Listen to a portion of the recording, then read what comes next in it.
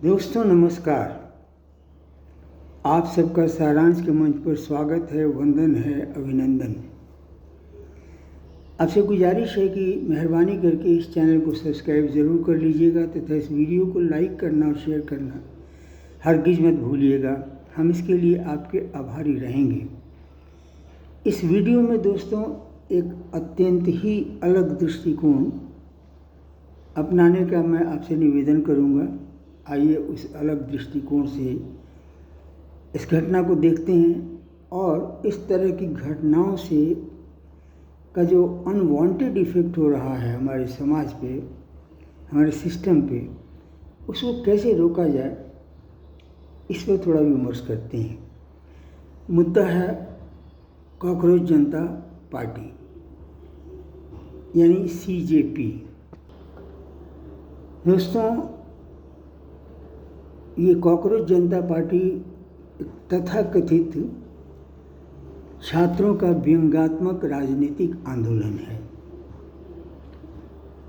इसके संस्थापक सदस्य हैं दीपिके साहब और ये पार्टी बनी थी पहले तो ऑनलाइन। उनके 2 मिलियन शायद फॉलोअर्स थे और ये संख्या देखकर उन्हें लगा कि हम समाज में कोई परिवर्तन करने के लिए पर्याप्त सपोर्ट रखते हैं और उन्होंने 16 तारीख को जंतर मंतर पर धरना का कार्यक्रम शुरू किया और उसमें एक छात्र आंदोलन का उन्हें आह्वान किया जो नीट पेपर लीक के विषय पर होगी, उसकी जिम्मेवारी कोई ले सरकार से मांग होगी और दूसरी मांग होगी कि एजुकेशन मिनिस्टर जो है इस्तीफा दें। इस आंदोलन के छात्र आंदोलन होने के विषय पर मुझे याद आता है श्री सौरभ द्विवेदी जी ने एक वीडियो इंटरव्यू पोस्ट किया है इस पर यूट्यूब पर, जिसमें उन्होंने उसके 5 लोग थे, उनका परिचय बताते हुए उन्होंने बताया कि ये लोग सभी इस पार्टी के इस आंदोलन के कर्ता धर्ता हैं। जिसमें वो दीपिके साहब का परिचय कराते हुए उन्होंने कहा कि हमारे देश की सरजमी से हज़ारों मील दूर बोस्टन यूनिवर्सिटी में एक विशेष प्रकार की दक्षता प्राप्त कर रहे हैं, वो एक्सपर्टीज एक्वायर कर रहे हैं। और वो माइक उनको देते हुए उन्होंने कहा कि अब आप बताइए कि आप इस बोस्टन यूनिवर्सिटी में कौन सी एक्सपर्टीज एक्वायर कर रहे हैं।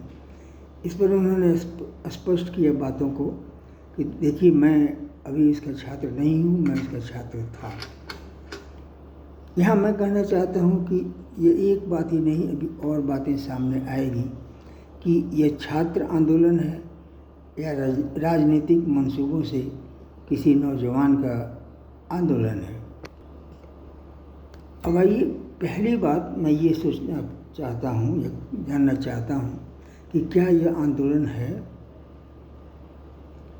या यूं ही एक तमाशा है। दोस्तों, कोई भी आंदोलन होता है तो वो गांव, शहर, जिला स्तर, फिर सारे राज्य में धरना प्रदर्शन, अपना मेमोरेंडम देना, ये लोगों को परिचित कराना कि हमारा क्या मांग है, क्या हमारा उद्देश्य है, इसे पर इसमें कुछ भी नहीं हुआ और एक बार सीधे राजधानी के जंतर मंतर पर धरना पर बैठ गए। यहाँ एक बात और मैं आपको याद दिलाना चाहता हूँ कि दोस्तों, ये धरना पर बैठने का कार्यक्रम आज का नहीं है, आज लागू नहीं होता है, आज ऑब्सोलीट है और इसे सरकार का कुछ इसके विरुद्ध एक्शन लेना चाहिए। कैसे कि ये धरना आंदोलन उन दिनों की बात है जब विदेशी हुकूमत हम पर काम कर रही थी। उस समय हम ये सब माध्यम अपनाते थे ताकि हमारी आवाज़ ब्रिटिश हुकूमत तक पहुंच सके। आप थोड़ा तहकीकात करेंगे तो भगत सिंह ने बम कांड जो किया था वो उसका भी पर्पस यही था, आंदोलन का आवाज़ वहाँ तक पहुँचाने का। बल्कि लोग सरकारी संसाधनों का तोड़फोड़ करते थे, आगजनी करते थे, इसलिए कि वो सरकार के थे और सरकार विदेशी हुकूमत थी जो उनकी सुविधा के लिए बनी थी। लेकिन जब आप स्वतंत्र हो गए, जब आप संसदीय लोकतंत्र के निवासी हैं, नागरिक हैं, तो फिर आंदोलन का क्या औचित्य? क्योंकि आपके पास पार्लियामेंट है जिसके मेंबर्स हैं, आप उनके तक पहुँचिए, उन्हें अपनी समस्या बताइए, वो सब संसद में आवाज़ उठाएंगे, बात रखेंगे, उस पर चर्चा करेंगे, सरकार को बताएंगे। ये एक लोकतांत्रिक व्यवस्था है। आज के दिन में ये धरना प्रदर्शन जो है ये कुछ नहीं, एक उग्र एम्फाटिक और ज़बरदस्ती का तरीका है। मज़े की बात तो ये है कि इसमें या इसके पहले भी कई आंदोलन हैं जिसमें सांसद स्वयं धरना प्रदर्शन करते हैं, घेराव करते हैं। किस बात के लिए भाई? आप तो सीधे संसद के सदस्य हैं, सांसद हैं, आप अपनी बात वहाँ उठाइए। जनता ने या इस व्यवस्था ने आपको संसद दिया है, लोकसभा दिया है, वो किस काम का है? आपको बहुत स्पष्ट दिखेगा कि ये जो कार्यक्रम बना, भले ही हो सकता है दीपिका साहब इसे छात्र आंदोलन का कोई योजना बनाए हों, लेकिन वास्तव में ये आंदोलन पॉलिटिशियंस के द्वारा हाईजैक कर लिया गया था। पहली बार ये हाईजैक हुआ आम आदमी पार्टी के द्वारा, उसके बाद कांग्रेस पार्टी के द्वारा। इसका हम एक आपकी दृष्टि वहाँ ले जाना चाहते हैं। जब ये आंदोलन हुआ, मार्च हुआ संसद तक जाने का, पहली बात कि संसद मार्च करने का आपको अधिकार प्राप्त था, आपने परमिशन लिया था, और नहीं लिया तो छात्र आंदोलन कैसे हो सकता है भाई? दूसरी बात, नहीं लिया है तब भी आप मार्च कर रहे हैं। और एक बात और ज़रा ध्यान दीजिए कि इसमें जो भी लोग थे 30+ नज़र आते थे, ये लोग किस कॉलेज के विद्यार्थी रहे होंगे? और 30+, 35+, 40+, ये सारे के सारे छात्र आंदोलन में शरीक थे। शायद इसलिए कि इस देश का जो राजनीतिक युवा नेता है वो 56 वर्ष की आयु तक युवा है, तो शायद बाकी सब लोगों को इस तरह से परमिट मिल जाती है युवा रहने का, और उस छात्र आंदोलन में युवाओं का ही आंदोलन इसमें भाग लेते हैं। उसमें आप देखेंगे तो स्पष्ट रूप से विद्यार्थी जो है कहीं नहीं रहे, और उस पर बड़ी भीड़ एकदम अचानक से अपीयर होती है। लोग हाथ में रॉड लिए हुए और इस तरह के कई मारक हथियार लिए हुए पहुंचते हैं और लोग मारना शुरू करते हैं। पहले तो जो पार्किंग की हुई गाड़ियां हैं उन्हें उलटकर आग लगा देते हैं, और उसके बाद पुलिस पर सीधा आक्रमण करते हैं। वहाँ जो लोग चिल्लाते हैं पकड़ो, मारो, ज़मीन पर पटको इसको, ये सब दिखाया। उसके बाद कैमरा दिखाता कि एक पुलिस वाले को लोग पीट रहे हैं डंडों से, वो लोहे के छड़ों से।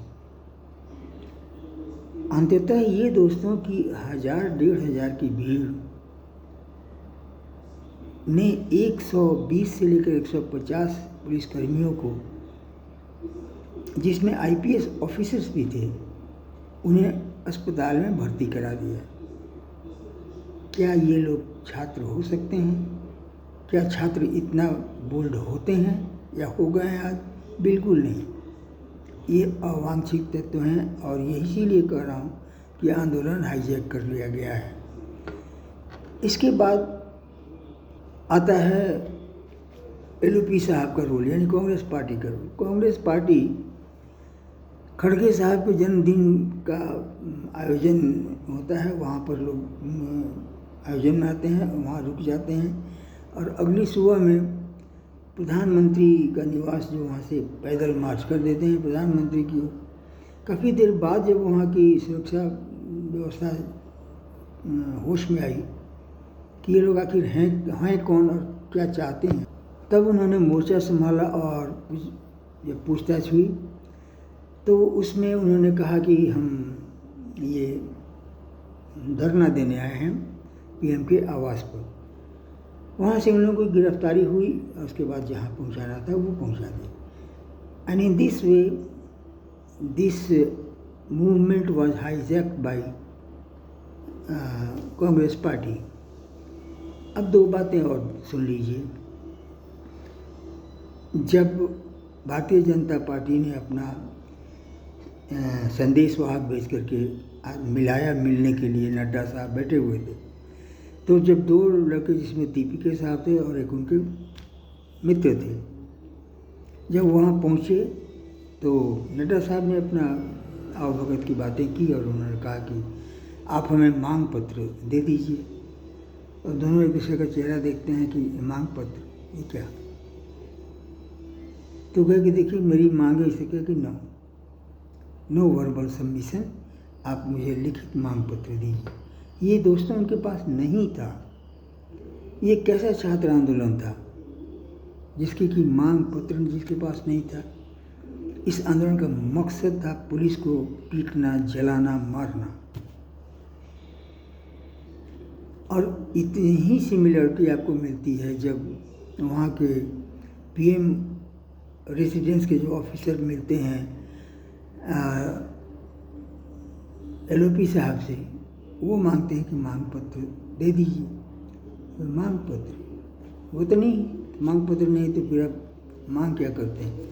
तो मैं मौखिक का बोलना शुरू किया कि हाँ एक ये, दूसरा ये और फिर तीसरा ये भी नहीं था कि ये लोग मौखिक तौर पे एकदम 1 2 3 4 5 6 अपनी मांग गिना देते, वो भी नहीं था। ये कैसा स्टूडेंट आंदोलन था। अब ये दो बातें बहुत गंभीर रूप से उत्पन्न करती। ये एक छात्रों के नाम पर कार्यकर्ताओं का एक अहिंसक आंदोलन जो सारी व्यवस्था को ध्वस्त करे, सुरक्षा व्यवस्था को पैरालाइज करे, इस तरह के आंदोलन का आह्वान करती है ये और इस तरह के आंदोलन। और दूसरी बात, सुरक्षा कर्मियों की सुरक्षा कौन करेगा? क्या वो इसीलिए नौकरी पर हैं कि अपने परिवार बच्चों को अपना जख्म ले जाकर दिखाएंगे? इन दोनों विषय पर दोस्तों बहुत गंभीरता से सोचना होगा।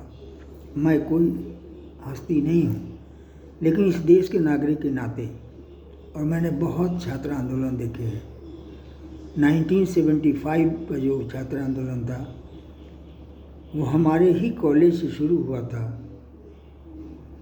यानी एसडी जैन कॉलेज आरा से शुरू हुआ था और सभी जगह फैला था। वो मूवमेंट मैंने देखा, बहुत सारे आंदोलन मैंने देखे।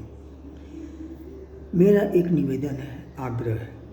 पहला ये कि कॉलेज और यूनिवर्सिटी को में पॉलिटिक्स बैन किया जाए। कोई भी एबीवीपी एनी और स्टूडेंट्स को जो दिया जाए फॉर्म भरने का, ये उसमें बिल्कुल स्पष्ट दर्ज कर दिया जाए कि आपको राजनीति अथवा कैरियर दोनों में से कोई एक चुनना है। अगर कैरियर चुनते हैं तो स्वागत है, और आप राजनीति करना ही चाहते हैं तो 8वां 9वां 10वां +2 सब पास करके जब इच्छा हो तब राजनीति में चले जाइए। लेकिन कॉलेज और यूनिवर्सिटी को जब तक आप बैन नहीं करेंगे तब तक इन असामाजिक और राष्ट्र विरोधी तत्वों को ताकत मिलती रहेगी, मौका मिलता रहेगा।